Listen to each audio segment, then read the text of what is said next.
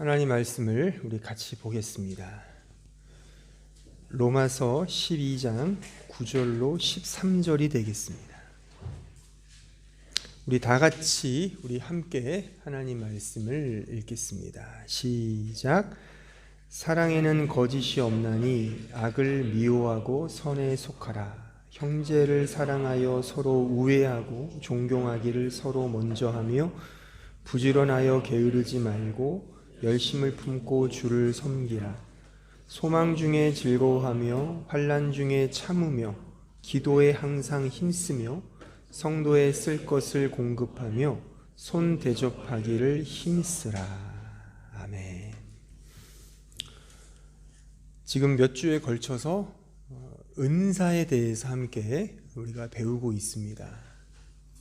은사란 하나님의 은혜가 은혜되게 하는 영적 유익의 선물이라고 제가 그렇게 정의를 내려드렸죠. 그런데 사실 이 은사라는 말 자체를 좀 생소하게 생각하시는 분들이 있을 수 있습니다. 초신자라면 뭐 그럴 수 있겠고요. 또한 기존의 신자라 하더라도 소위 잘못된 은사주의에 사로잡혀서 은사를 이해했던 성도들은 지금 제가 몇 주에 걸친 이 은사에 대한 설교에 대해서 조금 시큰둥하게 이게 맞나 싶은 그렇게 생각하시는 분들도 혹 있을 것입니다.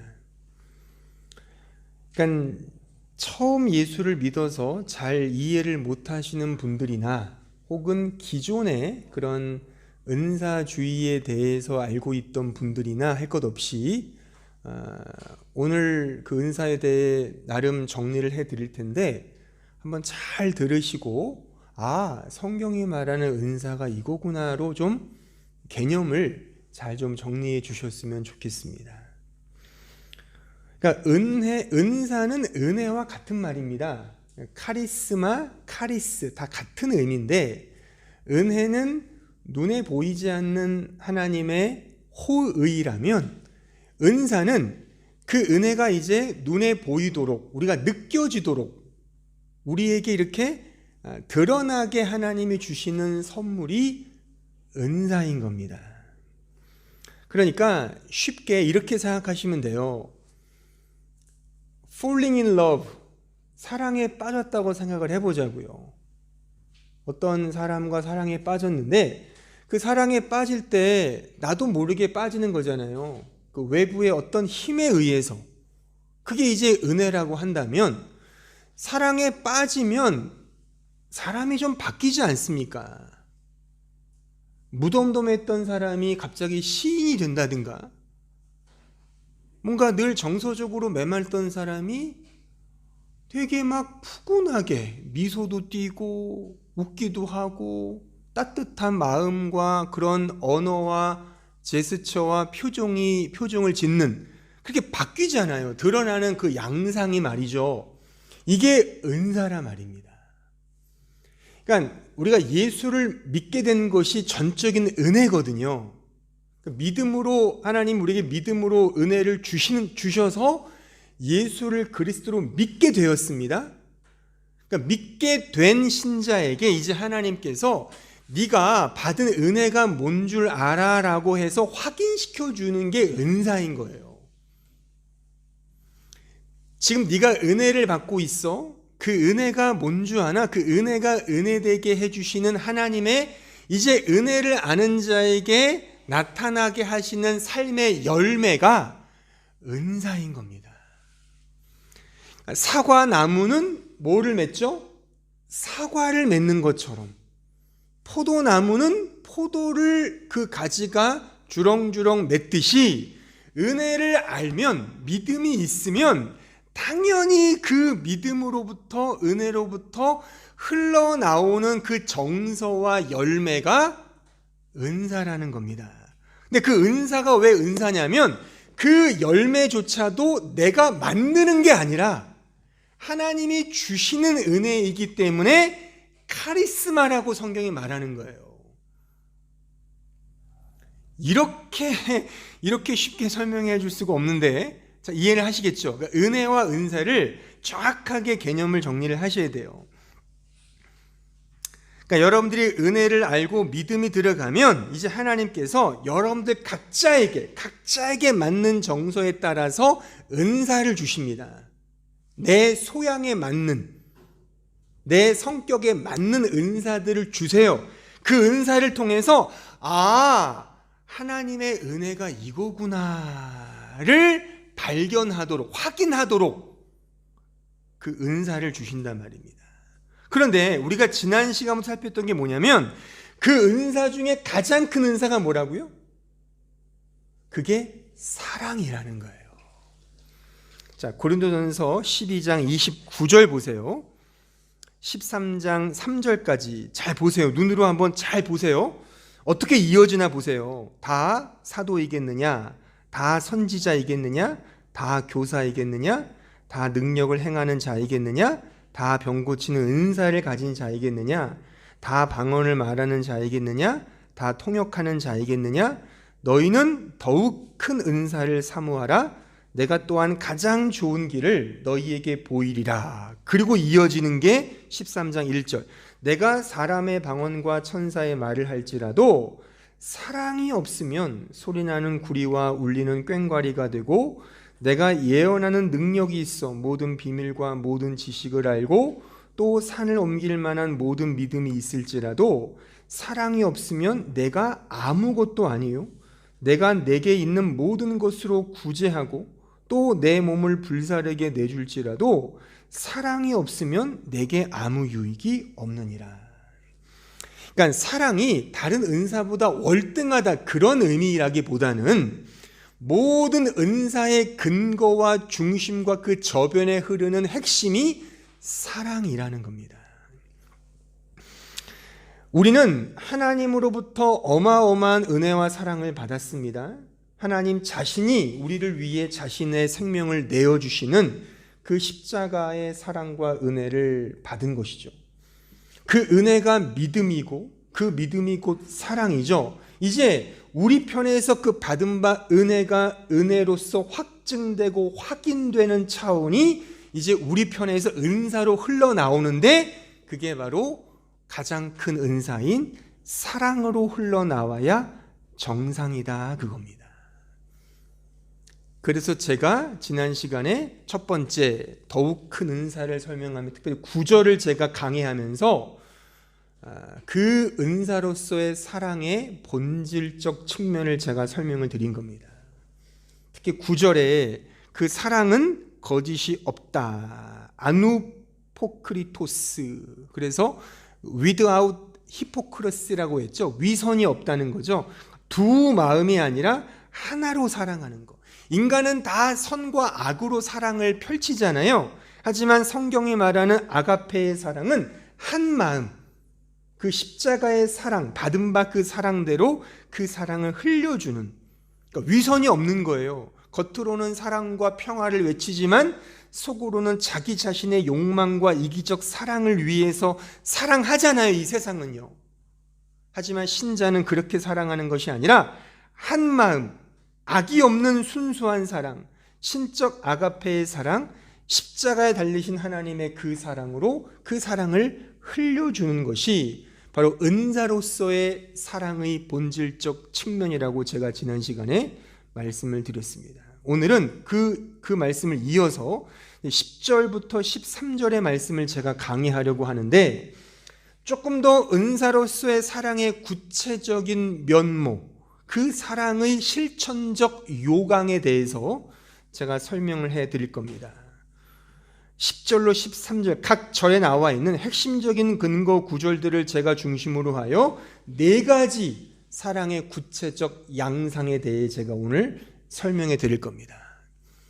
매우 실천적이고 매우 구체적인 사랑의 양상이 될 겁니다. 여러분들이 하나님의 은혜를 안다면 이런 사랑의 양상이 흘러나와야 합니다. 나오시는 분들은 정말 감사한 일이고, 이런 사랑의 양상이 내 몸에서, 내 삶 속에서 흘러나오지 않는다면 회개하셔야 돼요. 다시 하나님의 은혜의 자리로 또 가면 됩니다. 그럼 다시 주님이 은혜로서의 은사를 또 부어주실 거예요. 그래서 매우 구체적이니까 잘 들으시고 자기 자신에게 적용을 해보십시오. 첫 번째 사랑의 양상은 10절에 나와 있습니다. 10절 말씀을 다시 한번 보시면 형제를 사랑하여 서로 우애하고 존경하기를 서로 먼저 하며, 여기서 제가 주목하는 문구는 먼저입니다. 먼저.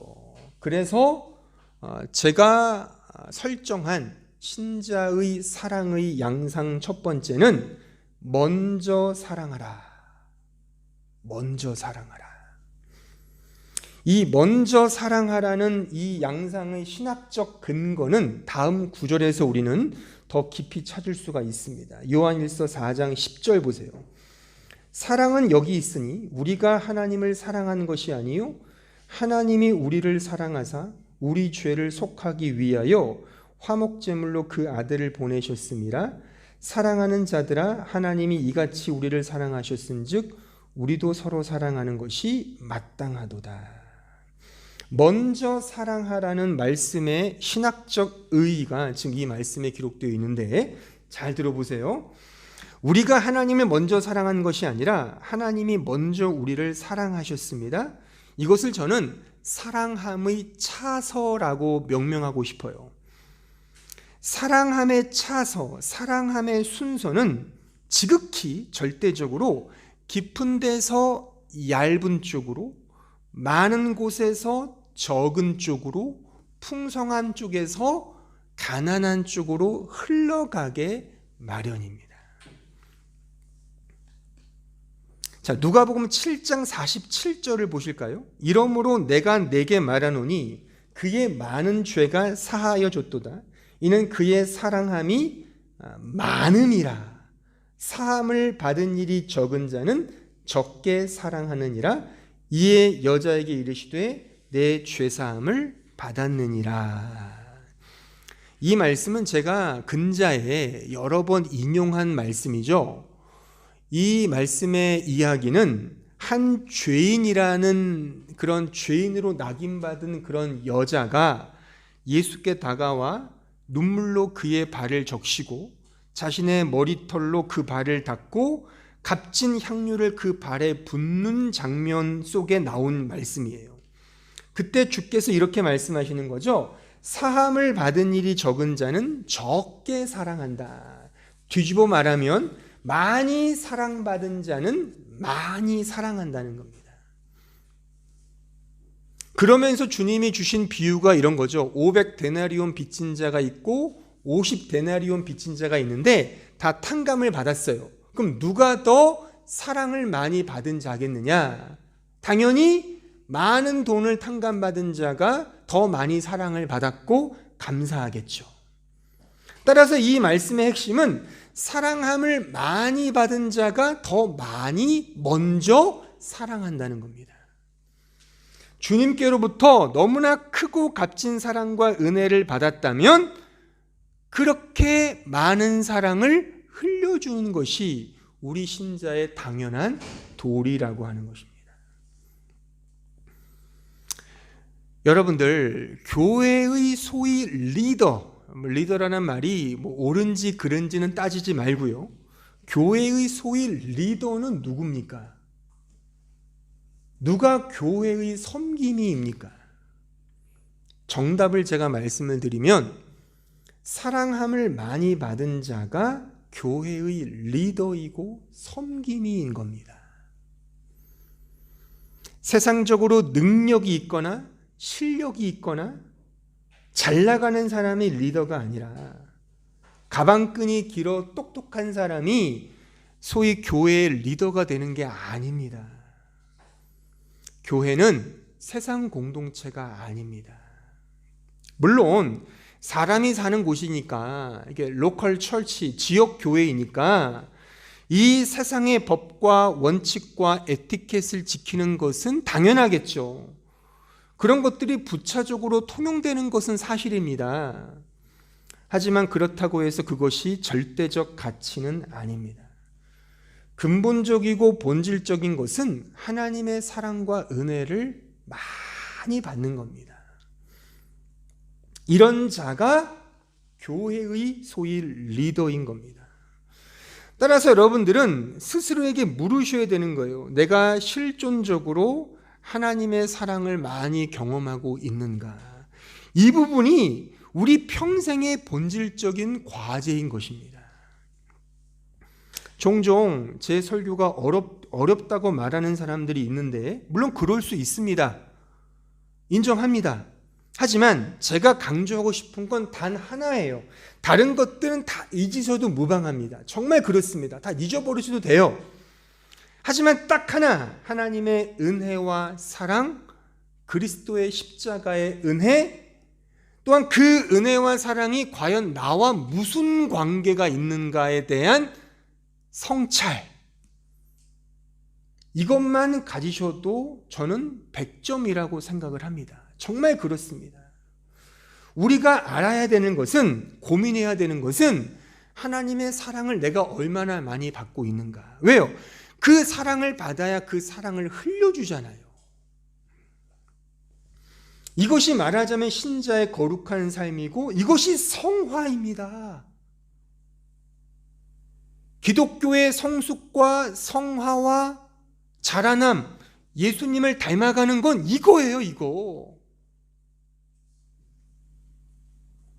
하나님의 사랑을 더 많이 알고, 더 많이 알고, 더 많이 알아 그 사랑을 흘려주는 것이 신자의 성화, 주님을 닮아가는 모습인 겁니다.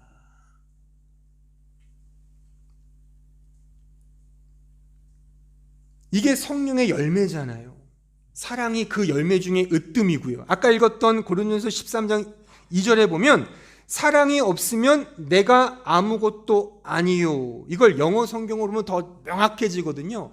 I have not love, I'm nothing. I have not love, I'm nothing 이래요. 아무것도 아니라는 겁니다. 내가 뭐 어떤 걸 해도 사랑을 가지지 못하면 nothing. 대단하지 않습니까? 그러니까 여러분들이 고민해야 되는 거, 평생에 이 예배든 어떤 것이든 어떤 삶이든 간에 우리가 고민해야 될 것은 하나님의 은혜와 사랑이 과연 나와 어떤 관계가 있는가. 그래서 제가 다양한 설교와 이 본문으로 이야기하지만 결국에 그리스도의 이 복음만을 설교하는 겁니다. 이게 중요하니까, 본질이니까. 은사로서의 사랑을 논할 때 가장 먼저 다루어야 될 본질적 사항은 나는 과연 하나님의 사랑을 얼마나 받고 있는가. 적게 받은 자는 적게 사랑할 것이고 많이 받은 자는 많이 사랑할 것입니다. 여기서 한 걸음 더 나아가서 나는 과연 먼저 사랑하고 있는가도 점검해 보셔야 되는데, 먼저 사랑할 수 있는 것은 내가 그 사랑을 많이 알 때 거기서 흘러나오는 법입니다. 그렇게 우리가 사랑을 흘려주는 거예요. 기브 앤 테이크 식으로 네 하는 거 봐서 사랑해 줄게. 이거는 먼저 사랑하는 것이 아니죠. 기독교의 사랑이 아닌 겁니다. 그리스도의 사랑을 많이 받아서 먼저 그 사랑을 흘려주는 거예요. 흘려주기 위해서 나는 과연 하나님의 은혜와 사랑을 많이 받고 있는지를 매 순간 스스로에게 물으셔야 되는 겁니다. 두 번째 11절을 다시 보시면 본문, 부지런하여 게으르지 말고 열심을 품고 주를 섬기라. 여기서 제가 주목하고 싶은 문구는 주를 섬기라입니다. 주를 섬기라. 그래서 제가 정한 은사로서의 사랑의 구체적 두 번째 양상은 죽게 하듯 사랑하라. 죽게 하듯 사랑하라. 에베소서 5장과 6장에 보면 신자가 이 세상에서 어떤 인간관계를 맺으며 살아야 하는지에 대한 매우 구체적인 말씀들로 가득합니다. 가령 부부 간의 관계, 부모 자식 간의 관계, 그리고 직장에서의 그 부하 직원 상사의 관계 등 인간관계에 대한 아주 구체적인 말씀이 등장하는데, 그 인간관계의 핵심적인 원리가 뭐냐면 in Christ, 그리스도 예수 안에서 관계를 맺어야 한다는 그런 말씀입니다. 그러니까 부부관계도 자기들이 좋아서 사랑을 해서 맺어지는 건 기독교의 결혼관이 아닙니다. 성경적 결혼관은 철저히 그리스도 예수 안에서의 관계인 거예요. 그래서 그 말씀에 보면 신랑은, 남자는 예수로, 여자, 아내는 교회로 비유해 놓고, 남자는 아내를 예수께서 교회를 사랑하신 것처럼 너희는 사랑해야 되고, 아내는 교회가 예수님을 섬기듯 그에게 복종하고 순종해야 된다, 그렇게 말씀을 한단 말이에요. 또한 부모 자식에도 마찬가지예요. 내가 낳았다고 내 마음대로 키우는 게 아닙니다. 우리 기독교 가정관은, 이번 달이 가정의 달인데, 애를 낳는 것도 감사한 일이지만 그 아이를 in Christ, 특히 말씀으로, 그리스도의 말씀으로 훈계하고 교훈하는 거예요. 또한 직장생활도 마찬가지죠. 하인은 상사의 눈치를 보면서 상사가 갈굴 때는 열심히 하고 못 볼 때는 농땡이 치는 게 아니라 죽게 하듯 그 상사를 섬기는 겁니다. 열불 나겠죠. 하지만 성경의 원리가 그래요. 특히 성경에서의 하인은 종이에요. 노예들에게 하신 말씀이에요. 노예들아, 너희 상전에게 죽게 하듯 복종해라. 야, 그 노예제를 폐지하기 위해 싸우고 데모해라, 그게 아니라 죽게 하듯 네가 있는 그 자리에서 섬겨, 사랑해. 반면에 상사도 마찬가지예요. 상사인 너도 종을 다룰 때 네가 상사가 아니야. 네가 진짜 상사가 아니잖아. 하늘에 계신 그 하나님이 진짜 우리의 상사잖아. 하나님 앞에서 하나님 대하듯 종들을 다루어라. 언제나 in Christ인 겁니다. 따라서 우리가 흘려줘야 될 사랑은 죽게 하듯 사랑하는 겁니다. 죽게 하듯. 그런데 죽게 하듯 사랑하는 것이 어려운 이유는 그것이 이 세상의 가치와는 정반대이기 때문에 그러합니다. 그래서 어려운 겁니다. 자, 마태복음 18장 1절에 가보십시오. 그때 제자들이 예수께 나와 이르되 천국에서는 누가 크니이까? 예수께서 한 어린아이를 불러 그들 가운데 세우시고 이르시되 진실로 너희에게 이르노니 너희가 돌이켜 어린아이들과 같이 되지 아니하면 결단코 천국에 들어가지 못하리라. 그러므로 누구든지 이 어린아이와 같이 자기를 낮추는 사람이 천국에서 큰 자니라. 또 누구든지 내 이름으로 이런 어린아이 하나를 영접하면 곧 나를 영접함이라. 보세요. 이 세상은 큰 걸 좋아하잖아요. 하지만 하나님의 나라의 가치의 패러다임은 작은 자에 있습니다. 작은 자를 소원하고 작은 자를 경향하는 것에 있다는 얘기입니다. 따라서 주를 죽게 하듯 섬기고 사랑하라는 말은 쉬운 표현으로 말하자면 우리의 이해관계 속에서 가지는 그 계산기 튕기는 걸 내려놓아라 라고 저는 말하고 싶습니다. 우리는 다 계산기를 튕기잖아요. 큰 것, 좋은 사람, 나에게 이익이 되는 사람에게는 잘 돼야죠. 하지만 내가 아무리 대해봤자 늘 손해야, 희생이야. 뭔 감내해야 돼. 계산기를 튕기는 거죠. 그러면 죽게 하듯 대하지 않죠. 거의 뭐 하듯 대할까요? 뭐 하듯 대하겠죠. 죽게 하듯 하는 게 아니라 아주 그냥 작은 자처럼 대충 그렇게 대한단 말입니다. 세상적으로 매우 약하고 작은 자조차 죽게 하듯 대하는 자가, 그렇게 사랑하는 자가 우리 신자인 겁니다. 그렇게 하시냐고요. 누구를 불문하고 죽게 대하듯, 나에게 손해가 온다 하더라도 계산기를 튕기지 않고 정말 죽게 하듯 대하냐는 겁니다. 가장 작은 자조차도 말이죠. 정말 우리가 세상적으로 필요가 없는 사람들조차도 죽게 대하듯 대하냐고요. 이 세상에서 생물체 중에 가장 정말 볼품이 아니라 역겨운 그런 생명체가 뭘까요? 가장 작으면서도 역겨운 어떤 물체? 생명체? 여러분들 그 영화 기생충 보셨어요? 워낙 유명한 영화니까 다 보셨어요? 다 19금 아닌가? 다 보셨어요? 거기에 보면 이게 스포일러는 아니게 다 봤으니까 이제 그 송강호가 이선균을 칼로 찌르잖아요. 왜 찌르죠? 이선균이 그런 표정을 짓거든요. 아주 그 칙칙하고 쾌쾌하고 더티하고 역겨운 그 지하실 냄새가 난다는 거예요. 이 송강호에게서.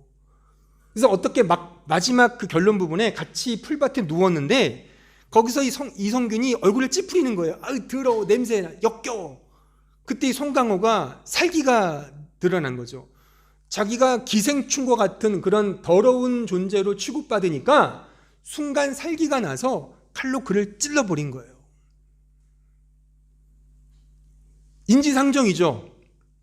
근데 보세요. 자, 제가 충격적인 말을 드릴게요. 우리가 바로 기생충이에요. 하나님 앞에. 우리가 죄인 중에 괴수이고 우리가 하나님 앞에 기생충입니다. 또 너무 과한 얘기했다고 막 어떻게 나보고 기생충이야 그렇게 또 화를 내시는 분이 있을지 모르지만 제가 제 빠져나갈 구멍을 하나 만들어 놓을게요. 제가 한 말이 아니라 영국의 그 유명한 기독교 작가 중에 C.S. 루이스라는 그런 작가가 있어요. 뭐 대부분의 기독교인들이 존경하는 작가인데 그분이 한 말입니다. 제가 인용한 것뿐이죠. 그분의 원문을 제가 한번 읽어드릴게요. 제가 언젠가 한 5년 전인가요? 설교 때도 한번 인용했었는데 한번 들어보세요. 충격적인데 하나님은 의도적으로 자신에게 기생하는 동물들, 기생충을 지으신 일종의 숙주라고 할 수 있다. 하나님은 기생충인 우리가 하나님 그를 이용하고 활용할 수 있도록 그런 존재로 우리를 만드셨다. 거의 충격적이죠. 저는 이거 글귀를 처음 읽었을 때 와, 충격이었습니다. 어떻게 우리를 기생충이라고 묘사할까?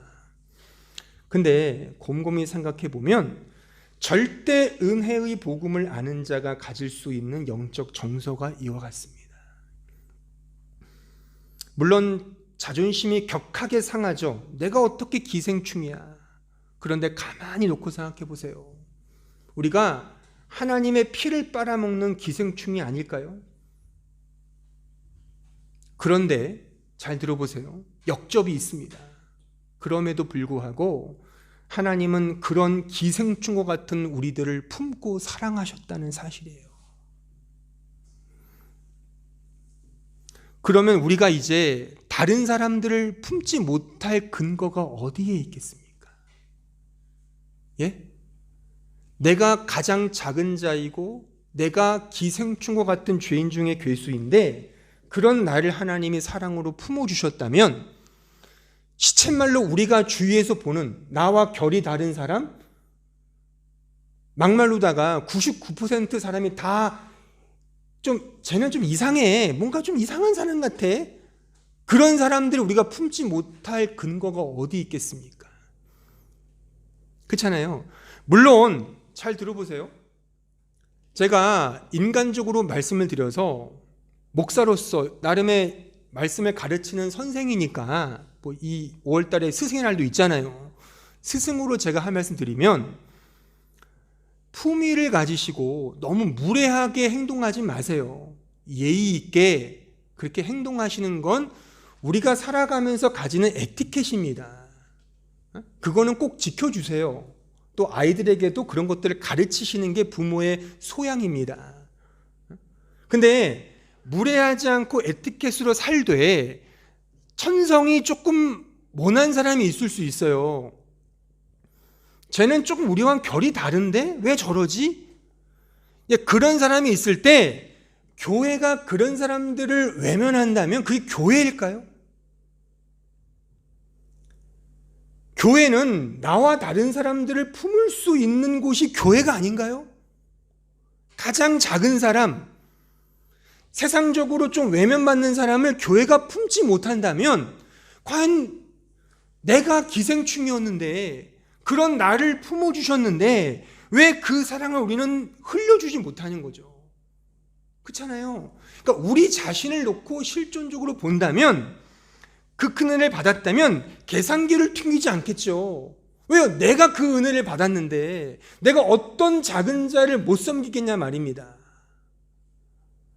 그러니까 인간적으로 무례하지 말고 예의롭게 행동을 하시되 교회는 그 어떠한 사람들도 품을 수 있는 곳이어야 합니다.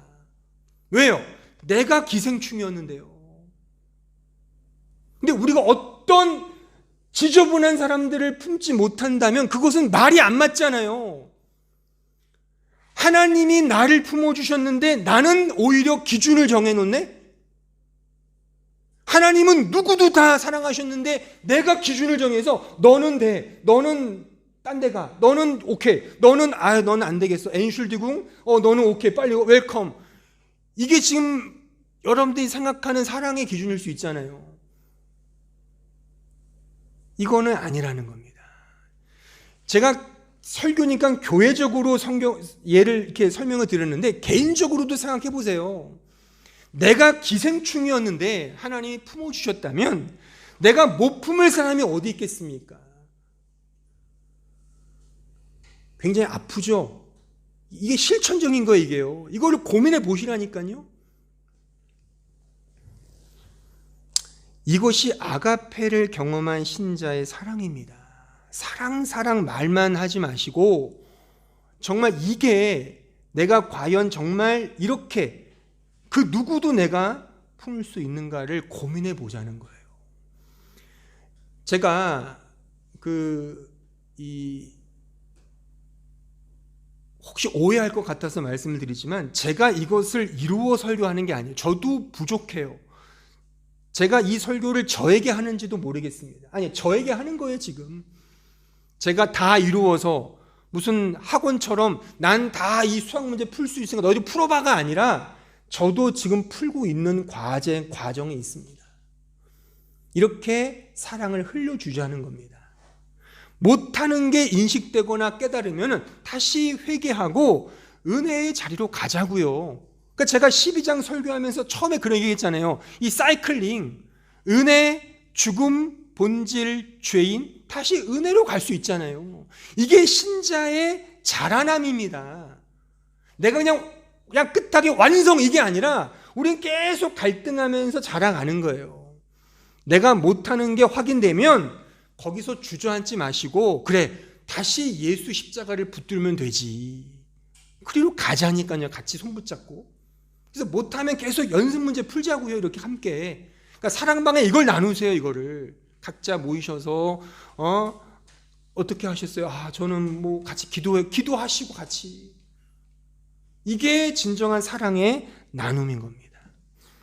세 번째 12절을 보겠습니다.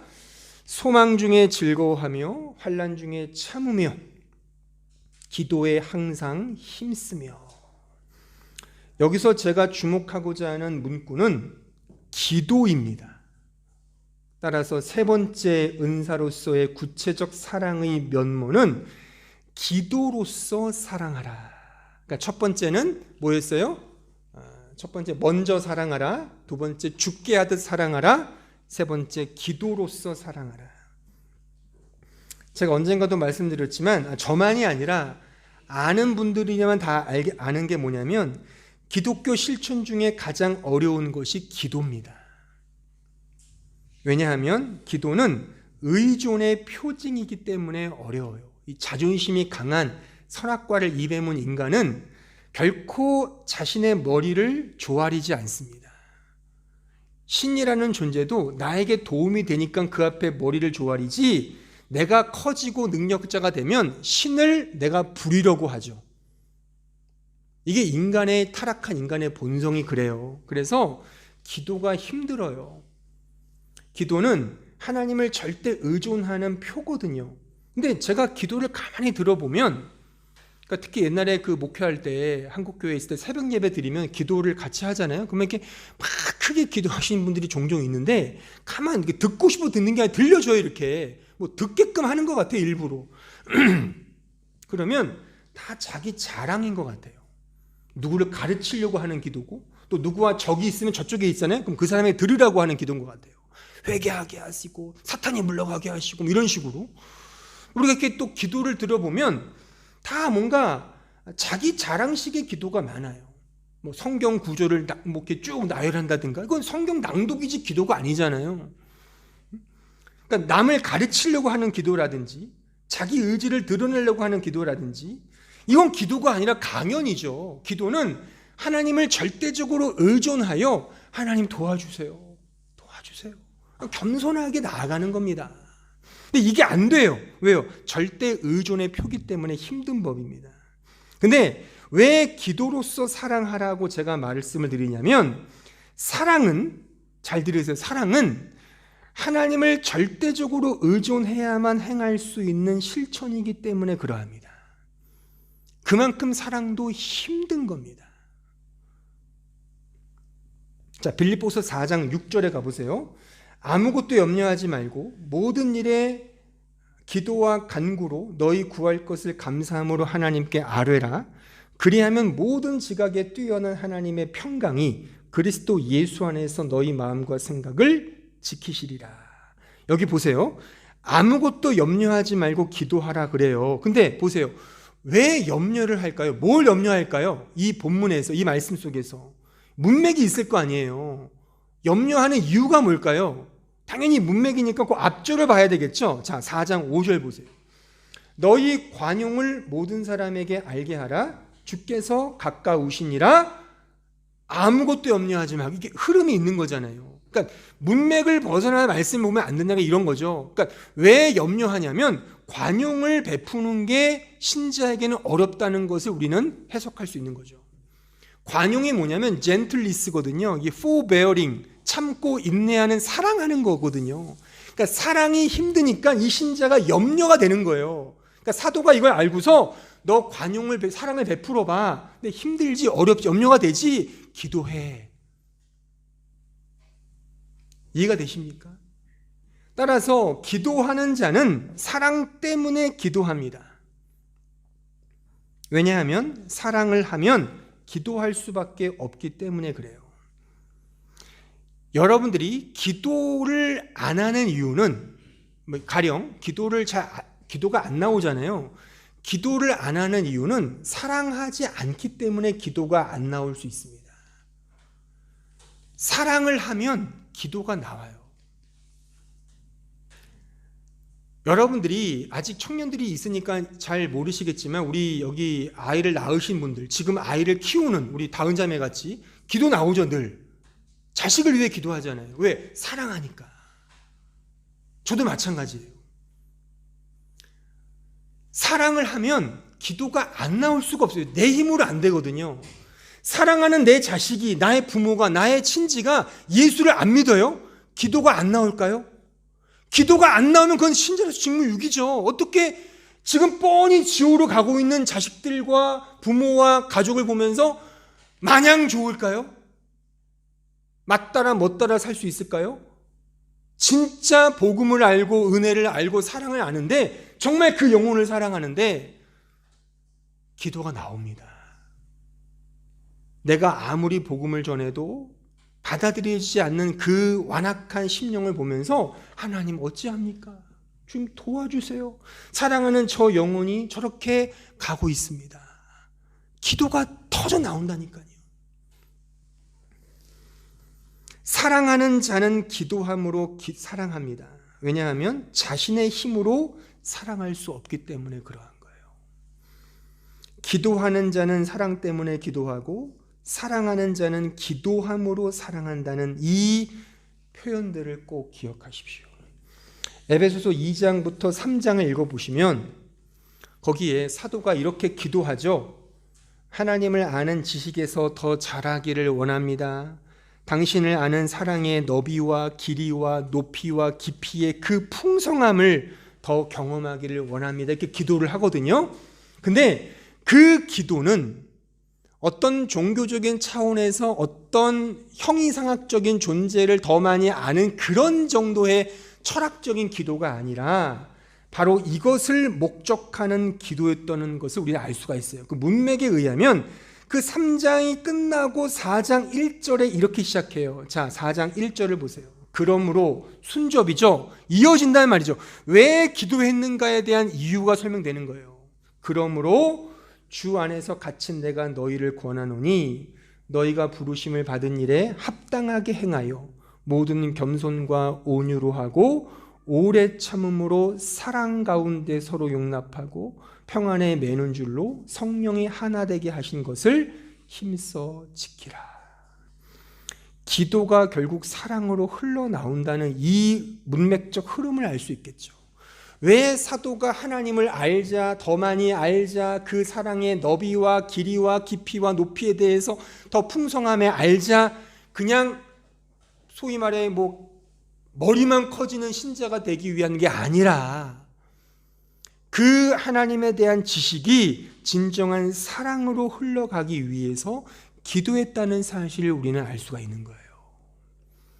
따라서 은사의 최고의 가치는 그래서 사랑인 거예요.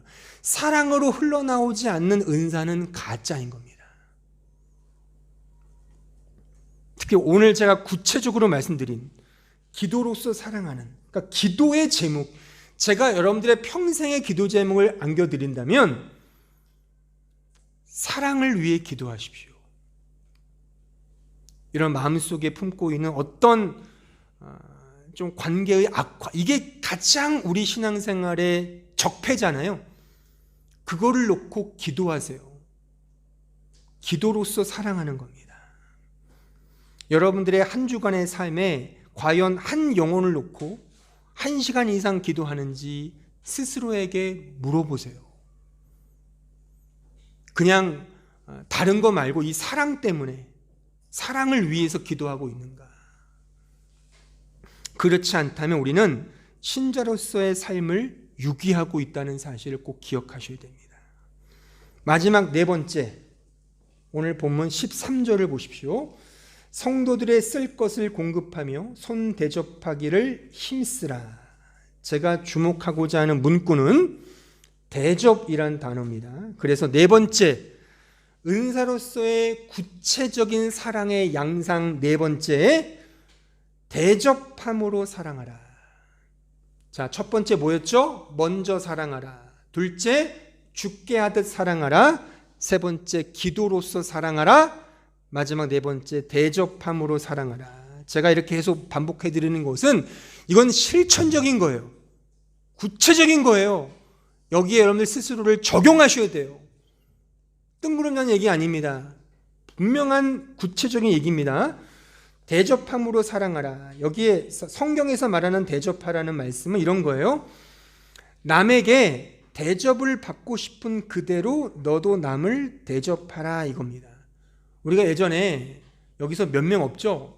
마태복음 제가 7장, 지금부터 한 6, 7년 전인가요? 그때 제가 설교할 때 이 부분을 얘기했어요. 자, 마태복음 7장 12절, 소위 성경의 황금률이라는 말씀인데, 자, 읽어보겠습니다. 그러므로 무엇이든지 남에게 대접을 받고자 하는 대로 너희도 남을 대접하라. 이것이 율법이요 선지자니라. 소위 황금률, 가장 정교한, 우리가 지키는 가장 중요한 어떤 실천적 말씀이라는 의미입니다. 전 이 말씀을 읽으면서 이런 한자 성어가 떠올랐어요. 역지사지, 즉 다른 사람 입장과 처지에서 헤아려 보는 것. 그러니까 내가 대접받고 싶은 그대로 남도 대접받고 싶겠죠. 그렇게 행하라는 겁니다. 간단하죠. 여러분들이 남으로부터 받고 싶은 눈빛, 말투, 손짓, 행동, 그거를 받았을 때 너무 좋다. 넌 눈빛이 참 은혜롭네. 말을 어떻게 이렇게 참 따뜻하게 하니? 그런 느낌, 그렇게 하라는 거예요. 이게 쉽지 않잖아요. 나는 욕심쟁이 꿀꿀이죠. 나는 받고 싶은 대로 늘 받고, 나는 그냥 질러대고. 이거는 이 말씀과는 전혀 결이 다른 거죠. 근데 이렇게 우리는 많이 행동하고 있다는 거죠.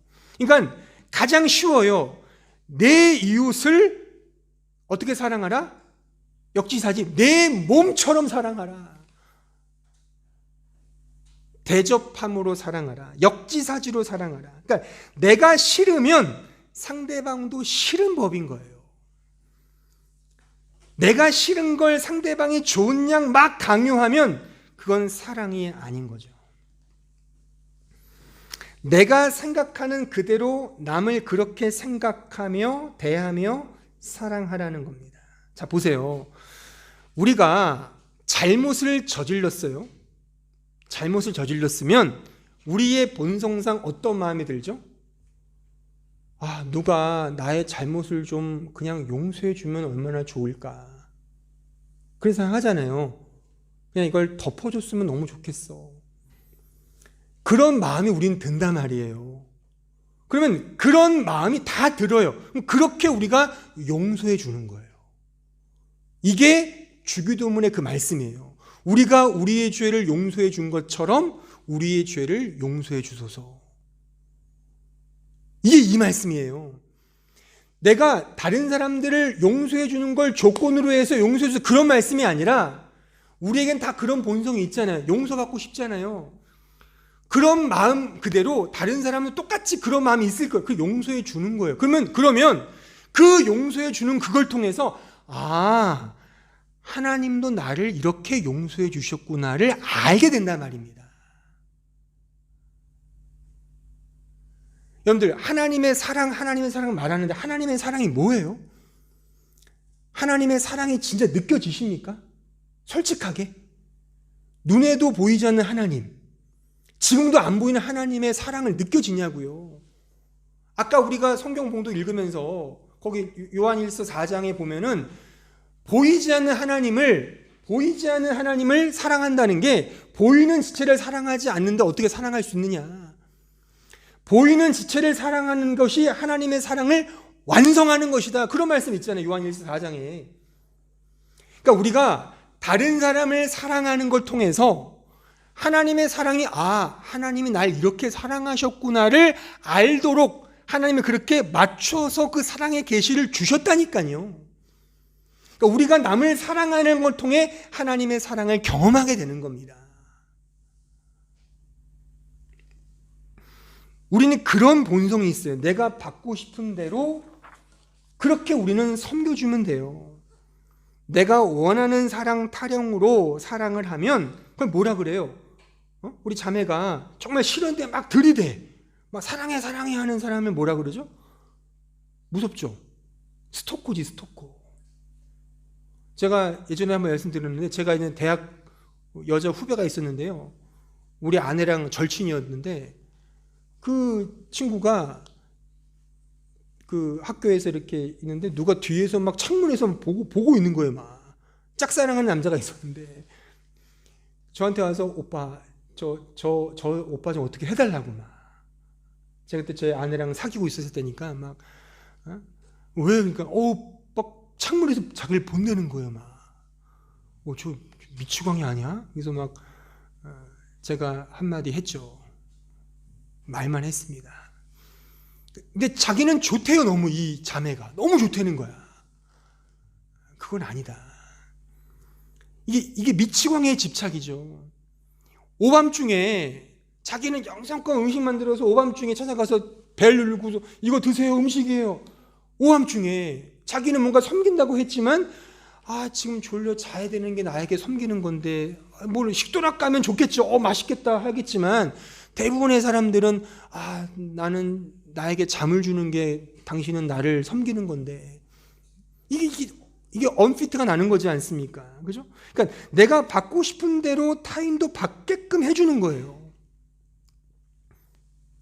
제가 그 신학대학원 다닐 때 그 목회학이라는 과목이 있어요. 그 과목을 듣는데 그 교수님이 이렇게 우리 신학생들에게 말했던 게 기억이 나요. 뭐라 그랬냐면, 지금 여러분들이 느끼고 생각하는 것, 원하고 갈급해하는 것, 그러니까 교회에서 그것을 교회의 현장에서 먼저 행하세요.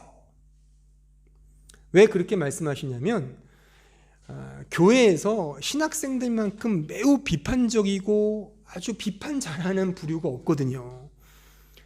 그러니까 딱 그런 게, 책 한 권 읽은 사람이 무섭다고 뭔가 아는 건 있어요. 신학교 가서 뭐 교리도 보고 책도 보고 성경도 보니까 아는 건 많은 거라. 그러니까 목사님이 하는 것도 너무 좀 뭐 지루하고, 교회가 너무 지루하고, 교회가 사랑도 없고, 뭐 이거 하고 저거 해야 된다는 비판은 많이 해요. 그걸 안 교수님이 비판하지 말고, 그럼 네가 그걸 해. 교회에 필요한 거 네가 먼저 하면 되잖아. 너가 느낀 것처럼 다른 사람 느꼈을 것, 네가 그걸 해. 그 역할을 하란 말이야. 그걸 위해 신학교에 부름을 받았는지 어떻게 알아? 말만 하지 말고, 불평만 하지 말고, 네가 그 자리에서 하라니까. 사랑의 반대가 무관심이라 그러지 않습니까? 사랑을 하면 관심이 생기고 솔선수범이라는 게 이렇게 발현되게 되어 있습니다. 사랑이 없으면 말만 많고 불평과 불만만 제시하지 어떤 실천이 없습니다. 잘 새겨 들으십시오, 여러분들. 제 자신에게도 하는 말이에요. 우리 모두가 다. 그러니까 내가 하고 싶고 원하는 것 다 원해요. 그걸 내가 먼저 사랑을 받았으면 하면 돼요. 예전에 그 중등부 사역할 때 여름에 수련회를 가거든요. 가면 이곳저곳에서 찬주와 도움의 손길이 많아요. 뭐 권사님들이 이렇게 막 이렇게 이거 간식 사 먹으라고 돈도 주시고 막 그런단 말이죠. 근데 어떤 분이 제 기억에 뜬금포로 이런 찬주를 해오셨어요. 의미는 좋아요. 한번 들어보세요. 학생들로 하여금 그 부흥 집회 설교 잘 듣도록 필기구를 이렇게 쭉 돌린 거예요. 필기구.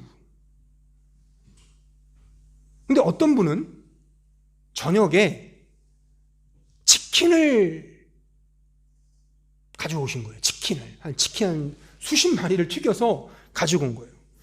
그럼 여러분들은 어떤 찬주가 더 마음에 흡족하십니까? 중딩이라면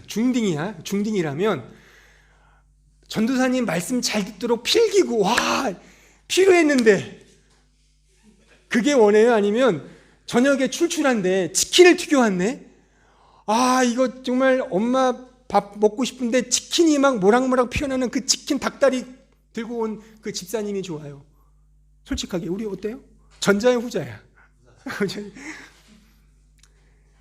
그러니까 제가 물었어요, 그 집사님한테. 집사님은 왜 치킨을 튀겨 오셨어요? 그러니까 그분이 하는 말이 오늘 설교랑 딱입니다. 제가 학창 시절 때 수련회를 갔는데 밤에 너무 배가 고파서 그 생각이 나서 아이들이 분명히 배가 고플 걸 알고 치킨을 튀겨왔다. 이게 역지사지인 거예요. 그러니까 우리는 다 알아요, 사실. 남들이 원하는 거, 왜요? 나도 느끼고 아니까. 나도 원하는 게 다른 사람이 원하는 거라니까요. 그걸 행하면 된다니까요. 이게 사랑이에요, 이게. 사랑이 어려운 게 아닙니다. 여러분 다 알고 있어요. 그걸 하면 돼요, 먼저 하는 자가 교회 리더인 거예요. 왜요? 사랑을 많이 받았으니까. 그래서 그런 분들이 교회에 임직을 받는 거죠. 집사님들이 그렇게 역할을 하시잖아요, 우리 교회에서도. 열심히. 그러니까 우리 청년들도 거기에 따라서 이렇게 하는구나를 또 열심히 그 안에서 먼저 받은 바대로 흘려주면 되는 거예요. 목마른 자가 우물을 먼저 판다는 말이 있죠. 사랑하는 자가 먼저 섬기는 법입니다. 이건 철칙이에요. 사랑하는 자는 군소리 없이 그냥 섬겨요. 사랑이 없을 때 비판만 가지고 불평만 하는 거예요. 이거를 스스로에게 적용을 해보시라니까요. 그리고서 여러분들 교회 안이 아니라 가정에서도 남편, 아내, 자식들에게 내가 먼저 사랑을 흘려주는 거예요. 내가 먼저 믿음이 더 많다면 그냥 흘려주면 돼요, 사랑을. 가르치거나 막 닥달하지 말고 그냥 자유롭게 흘려주면 그 안에서 예수 믿는 엄마 아빠 멋있네? 나도 예수 믿어봐야지. 이게 안 나오겠습니까? 엄마는 늘 철학한다고 밥도 안 해주고 날 늘 혼자 밥 먹게 하고 예수 믿으면 이렇게 밥을 굶나 봐. 나 예수 안 믿어야지. 그건 전도가 안 되는 거라니까요. 그러니까 예수를 믿는 아빠는 더 자상하게 되고 예수 믿는 엄마는 더 친숙하게 되고 예수 믿는 자식들은 더 효자 효녀가 되는 겁니다. 이게 이 가정의 달에 들어야 될 이 가정 메시지가 아닌가요? 제 자신에게도 말하는 겁니다. 4가지 기억하십시오. 오늘 설교의 결론입니다. 먼저 사랑하라. 먼저 하나님의 사랑을 많이 경험하도록 분발하십시오. 다른 거 없습니다. 이겁니다. 하나님의 사랑과 은혜. 2번째, 죽게 하듯 사랑하라. 기도로서 사랑하라.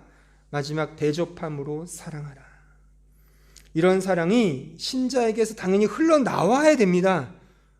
스스로를 성찰해 보시고 흘러나온다면 너무 감사합니다. 정말 잘하고 계신 겁니다. 현실은 버겁고 힘들고 괴롭더라도 이런 사랑이 흘러나오기 위해 노력하신다면 정말 제가 박수를 보내드리겠습니다. 우리의 현실은 곤고하고 실패여도 아니에요.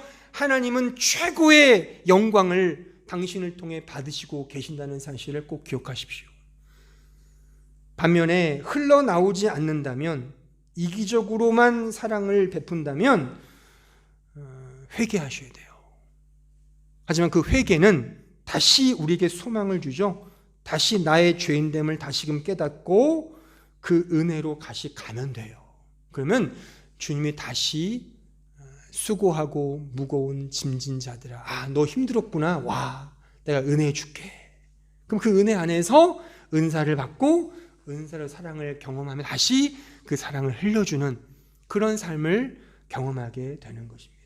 이것이 성경이 말하는 은사로서의 사랑입니다. 이게 사랑이에요. 구체적인 사랑. 이 4가지를 꼭 기억하시고 여러분들의 삶 속에서 이 사랑을 흘려주기 위해 분발하시고 노력하시고 분투하는 우리 주의 백성들 되기를 진심으로 바랍니다. 기도하겠습니다. 은혜로우신 아버지 하나님, 감사합니다. 5월 가정의 달을 맞이했습니다. 우리가 사랑과 은혜를 연발하지만 과연 그 사랑은 무엇이고 은혜를 아는 자의 삶은 무엇인지를 잘 모를 때가 많이 있었습니다. 오늘 이 설교를 통하여 4가지를 배웠습니다. 성령께서 더욱 깨우쳐 주시고 깨닫게 하셔서 정말 먼저 사랑하는 일에 더 매진하게 하시고, 누구를 대하든 내 자신이 죄인 중에 괴수이며 가장 작은 그 기생충임에도 불구하고 하나님이 품어주신 그 사랑을 따라 그 누구를 대하든 죽게 하듯 사랑하게 하시고, 하나님의 그 은혜를 알았사오니 그 은혜에 걸맞게 이제 내 힘으로 할 수 없는 그 사랑, 기도로서 의지함으로 사랑을 펼치게 하시고, 또한 내가 원하는 것처럼 타인도 원한다는 사실을 확인했사오니 대접함으로 사랑하는, 먼저 사랑하는, 먼저 대접함으로 솔선수범하는 그런 믿음의 종들 될 수 있도록 인도하여 주시옵소서. 예수님의 이름으로 기도하옵나이다. 아멘.